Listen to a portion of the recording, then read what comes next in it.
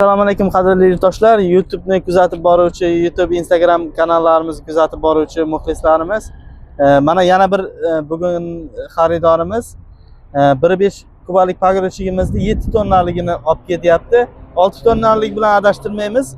6 tonnalik boshqalar 21 mingdan sotayotganda bizda 18 mingdan sotamiz. 6 tonnalik. Bu 7 tonnalik motor, korobka hamma joyi katta bo'ladi. Bunga qo'shimcha agregatlar, beton qo'ygich, yana bir ikkita narsalar qo'shiladi. Aka, assalomu alaykum. Ismingiz nima? Ismim Sobir.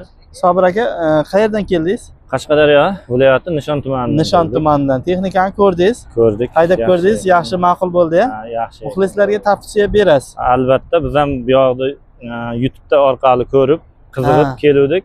6 tonnalik maydalarni ham ko'rgansiz? Ko'rdik, hamma joyda ko'rdik.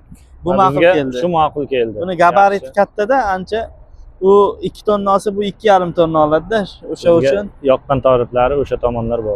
Yaxshi kunlarga mining, yana bizdan texnika xarid qiling. Yana bitta narsa aytib o'tamiz. Qimmatga ekskavator olayotganlarga, ular ham bizni kuzatib boradi. Mana 37 mingdan qilib beramiz. Mayda ekskavatorlarni Yanmar motori bo'lsa, u qimmat degani emas. Nima deydi? 700 million, 750 million, 650 millionga olib yotibsizlar.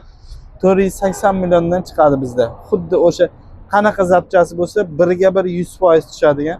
O'sha Yanmar desalar Yanmar, Zud desalar Zud, hammasidan bor. 40 ming narxi. Kelaverasizlar, telefon qilaverasizlar, kanalimizni kuzatib boringlar. Narx bo'yicha O'zbekistonda nomer 1miz. Agar yo'q deb ishonmaydigan bir ikkita sotuvchilar bo'lsa, kesin yonma-yon turib video chiqaramiz. Ular o'zidagi narxni aytadi. Charchamanglar, sog' bo'linglar, hammaga omad.